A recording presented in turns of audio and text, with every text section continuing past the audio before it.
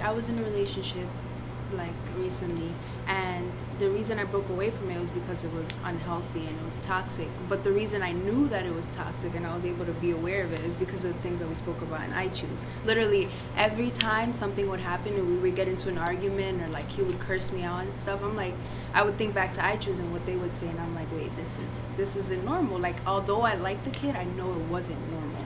So because of iChoose, I was able to break up with him and be aware that I'm stronger than that.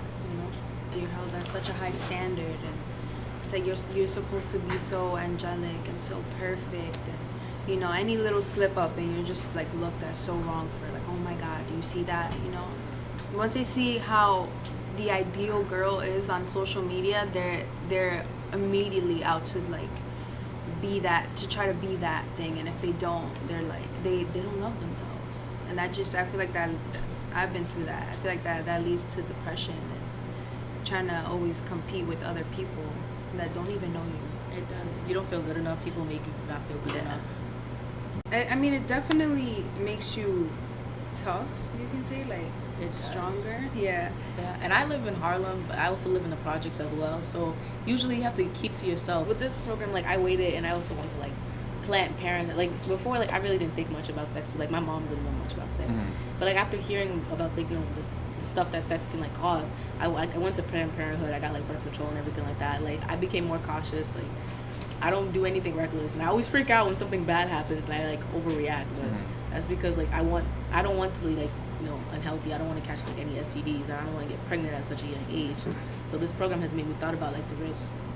I personally, I haven't done anything like that yet, and it's because, you know, like iChoose, they were when speakers would come in and talk to us, they would tell us like, do it when you're ready. Don't do it because everybody around you is, you know, having sex. And not saying it's a bad thing that they're having sex, but if you're not ready, you don't have to do it, you know. And I still haven't done it because I have so many things, other things going on that I don't really feel like I'm ready to.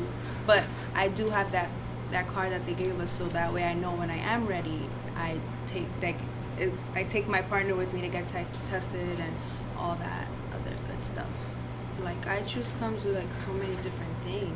The speakers would come in and they would say, when we were younger, we didn't have this type of knowledge, and I wish I had that back then, and if I had that back then, I'd make smarter decisions. So with iChoose comes like a massive amount of knowledge that makes you like just smarter in the outer world, you know.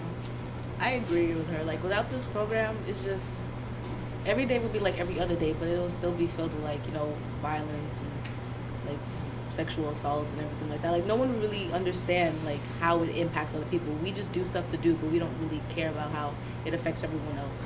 But we can identify with saying to ourselves, I'm somebody, and I'm going to treat my body like it's important. I'm going to make myself a princess or a prince, as the situation may be, and decide you're so important and so invaluable to yourself that you're not going to do anything that's going to demean you or make you or destroy your body, destroy yourself, destroy your mind. After listening to her, it made me feel comfortable with what I want to do in life, and like, because you know, she was basically pushing for everyone to go for their goals no matter what.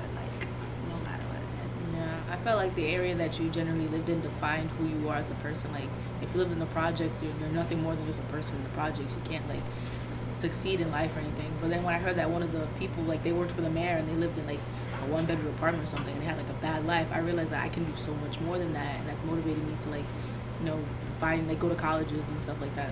And then the one with the lady who's been abused and like Irene, like it's like even though like she's been like like a lot of bad relationships, she always finds a way out and still tries to find her own happiness, so she doesn't let her past define her. To be comfortable with yourself and what you want to do in life, but also make sure that you're smart about your decisions, you know. Speak up, because if most of the speakers didn't actually speak about how they felt, they wouldn't really be where they are today. They would still be like, you know, in the projects, or they'll still be like in abusive relationships. They wouldn't really be able to like expand.